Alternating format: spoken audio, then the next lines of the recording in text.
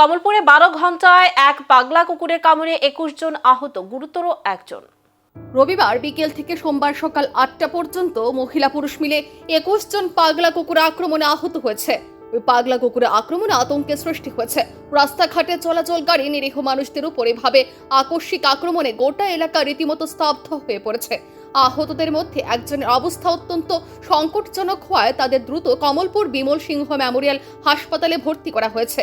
চিকিৎসকরা জানাচ্ছেন পরিস্থিতি এখনো উদ্বেগজনক এবং তাদের নিবিড় পর্যবেক্ষণে রাখা হয়েছে।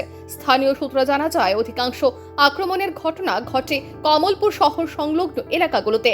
এমনকি আজ সকালে পাগল কুকুরটি আরো 8 জনকে কামড়ে দিয়ে পালানোর চেষ্টা করে। পরে প্রশাসনের তৎপরতায় অবশেষে কুকুরটিকে আটক করে নিরাপদ স্থানে সরিয়ে নেওয়া হয়। এই ঘটনার পর সাধারণ মানুষের মধ্যে ক্ষোভ ও আতঙ্ক চরমে উঠেছে। প্রশ্ন উঠতে শুরু করেছে, একটি হিংস্র প্রাণী কিভাবে এত দীর্ঘ সময় ধরে মানুষের জীবনের উপর এমন ভয়াবহ তাণ্ডব করলো?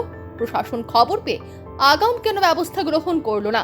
এখন প্রশাসনের পক্ষ থেকে সকলকে সতর্ক থাকার পরামর্শ দেওয়া হয়েছে। মহকুমা স্বাস্থ্য আধিকারিক জানান, বিষয়টি মহকুমা শাসকের নজরে আনা হয়েছে এবং দ্রুত ব্যবস্থা গ্রহণের আশ্বাস দেওয়া হয়েছে।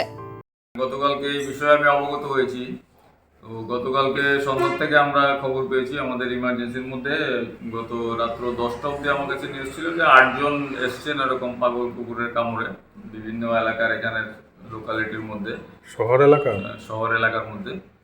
তো সেই ইনফরমেশন আমাদের এখানে দেওয়া আছে এবং আজকে অনেকেই তার মধ্যে, এখন আমি খবর পেলাম টোটাল এখনো অবধি 13 জন এরকম এসছেন, 13 পাগল কুকুরের কামড়ে।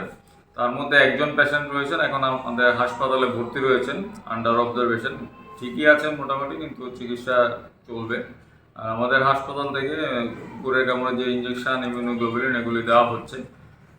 সেই সাথে আমরা অ্যাডমিনিস্ট্রেশনকে, আমাদের এসডিএম স্যারকে, ওনাকেও আমরা এই বিষয়ে অবগত করেছি। উনিও এই ব্যাপারটা দেখছেন।